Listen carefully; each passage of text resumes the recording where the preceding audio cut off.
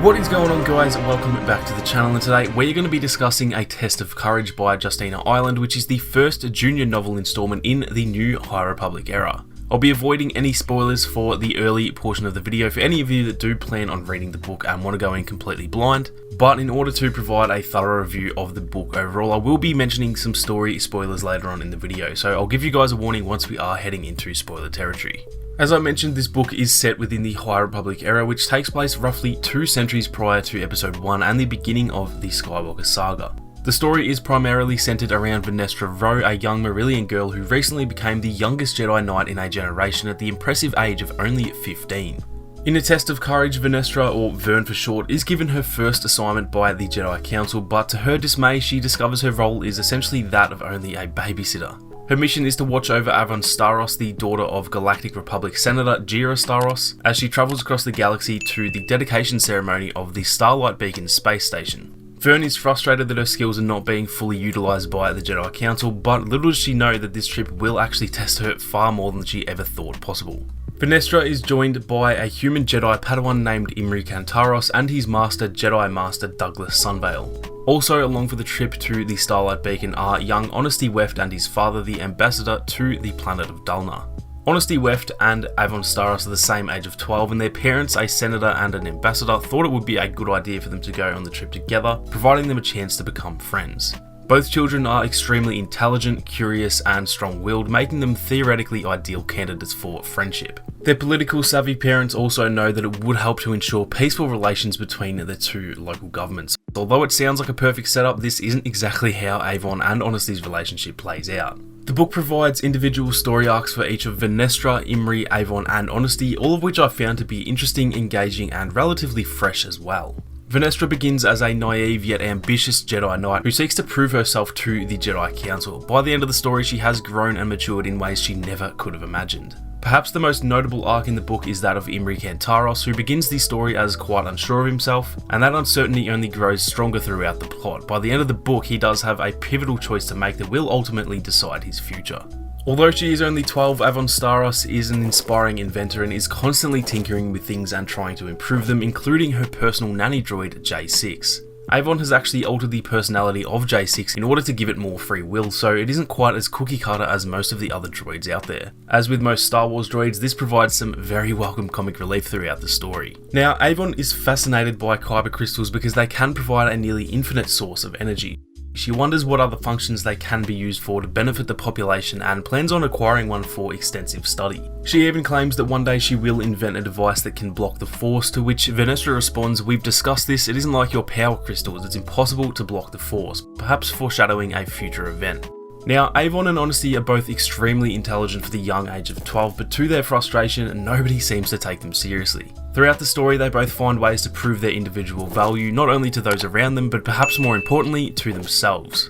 I was extremely impressed by Justina Ireland's execution of this book. Considering it is a junior novel, it was far deeper and more comprehensive than I expected. The core of the book itself was entertaining enough, but the supplementary details throughout the book are truly what had me hooked. There are enough references to alternate Star Wars media to rouse even the most cynical of fans, and the individual character arcs were far more engaging than I ever would have anticipated.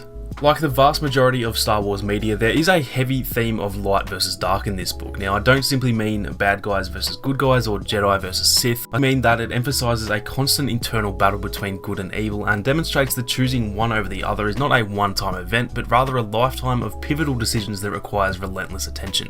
Now, I will be getting into some spoiler territory moving forward, so if you do want to avoid spoiling the story for yourself, you should definitely click away from the video right now. So, the story begins with our characters aboard the Steady Wing as they travel across the galaxy to attend the dedication ceremony of the Starlight Beacon space station. However, unbeknownst to the crew, a handful of Nihil terrorists sabotage the ship prior to takeoff. The Nihil are upset that the Galactic Republic are attempting to essentially absorb the Outer Rim territories into their expansive regime. They want to destroy the Steady Wing and, more importantly, kill one of its passengers, the ambassador to Dalmar, in order to send a message that the Republic is not welcome in the Outer Rim. In the mayhem of the disaster, several crew members are lost, including Imri Kantaros' master, Jedi Master Douglas Sunvale, as well as Honesty Weft's father, the ambassador to Dalmar. The only survivors are Venestra, Imri, Avon, Honesty, and Avon's nanny droid at J6, who managed to seal themselves in an escape shuttle before the Steady Wing's final destruction. The escape shuttle drifts through space, eventually landing on the jungle moon Wavo, which is inhabited by primitive creatures and covered in vines and dense foliage. They soon discover that the rain on Wavo is heavily acidic and are forced to carve their way through the dense jungle in order to find shelter from the acid rain before it quite literally eats them alive. This proves to be extremely difficult until Vernestra reveals that she has made alterations to her lightsaber and transforms it into a light whip. Using her light whip, Vern makes short work of the dense jungle, and the crew eventually find shelter from the caustic rain in a cave. The foursome is immediately faced with two crucial issues. First, how are they going to escape this primitive, unimportant, middle of nowhere jungle moon, and secondly, how are they going to survive until then? This is where the two youngsters, Avon and Honesty, get to convey their true value. While Avon uses any and all technology available to scout the surrounding areas and determine whether or not they have enough mechanical resources to escape the planet without outside rescue, Honesty solves their sustenance problem by studying the local wildlife and determining that the abundant fruit hanging from all the nearby trees will provide not only ample food but clean water as well. Using a scout droid and some high-tech optics that she looted from the shuttle shortly after arriving on Wavo, Avon eventually discovers that they are not alone on the jungle moon. It turns out that the same Nihil terrorists that sabotaged the Steady Wing and killed Jedi Master Douglas Sunvale and the Dalaran ambassador had also crash-landed on that same moon. While Vernestra and Avon agree that capturing the Nihil and allowing the Galactic Senate to cast judgment on these murderers is the right way to proceed, Imri and Honesty are overcome with mixed emotions as both are filled with anger, hate and suffering due to the loss of Imri's master and Honesty's father. Now, while Vern and Avon are asleep, Imri and Honesty seek vengeance and sneak out to kill the Nihil that stole the lives of their loved ones. Their attempt goes horribly wrong, and instead of killing the Nihil, they are actually both captured instead. The Nihil, seeking to tie up any loose ends to their murderous missions, hold Imri and Honesty hostage in an attempt to draw out Vernestra and Avon. By killing these four, the Nihil will ensure no witnesses can out them to the Republic for their crimes. Without spoiling exactly how this final confrontation plays out, all four of the protagonists end up learning some extremely important lessons from the whole ordeal. Vernestra discovers that she is stronger and more prepared to be a Jedi Knight than she ever imagined. Imri was pulled to the dark side, but he was brought back to the light by a mentor he never would have expected to admire so deeply.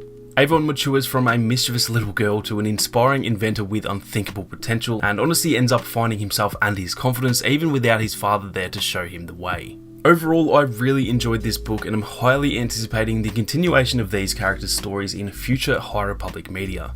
Each of the four main characters were left with an opening for essentially anything to happen moving forward. I'm particularly curious about where Vernestra and Imri go from here. Does Vernestra continue this path of exponential growth, becoming a Jedi Knight at only 15 and undergoing an arduous first mission that could humble even the most experienced of Jedi? Just how high can Vernestra climb amongst the Jedi ranks? Let me know down in the comments what you guys think if you have read it, and if you haven't, let me know whether or not you do plan on reading it. Don't be put off by the fact that this is for younger readers. Some of the best Star Wars novels that I've read are actually young adult novels, and so as they always say, don't judge a book by its cover. That is going to do it for this one though, guys. If you enjoyed the video, then be sure to leave a like down below, and if you are new, then consider subscribing to the channel with those notifications on.